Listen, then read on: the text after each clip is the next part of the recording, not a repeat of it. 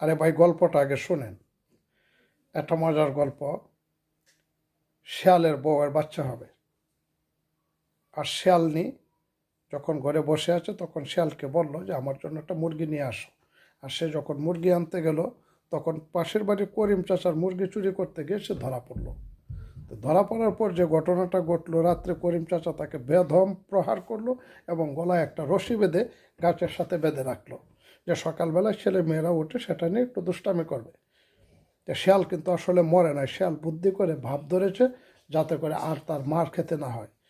তো কিছুক্ষণ পরে শেয়াল যখন টের পাইল যে সবাই ঘুমিয়ে গেছে, তখন শেয়াল সেখান থেকে কোনো রকম ছুটে দৌড় দিয়ে পালিয়ে গেল।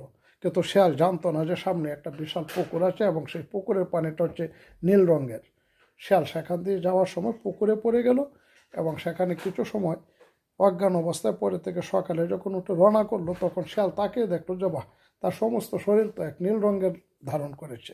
শেয়াল আবার নতুন করে একটা ফন্দি করলো, জঙ্গলে গিয়ে ঘোষণা দিল যে আমি কিন্তু এক বিশাল বড় রাজা, তাকিয়ে দেখো আমার পোশাকের কি অবস্থা।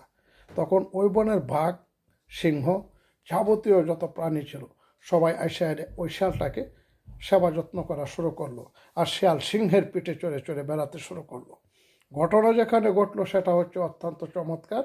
একদিন হঠাৎ করে জ্যোৎস্না রাতে এই শেয়াল যখন সিংহের পিঠে চড়ে সারা জঙ্গল, তার রাজ্য বলতে যা বোঝায় সেটা চষে বেড়াচ্ছে, ঠিক এই সময় অন্য একটা শেয়াল হুক্কা হওয়া শব্দ করে ডাক দিয়েছে।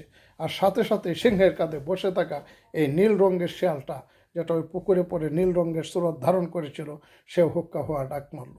আর সাথে সাথেই সিংহ তাকে থাপ্পড় দিয়ে নিচে ফেলে তাকে চ্যাপ্টা করে দিল। মনে রাখবেন, কখনো পোশাক পাল্টালেই রাজা হওয়া যায় না। রাজা হতে হলে আপনাকে অবশ্যই রাজার গুণ থাকতে হবে।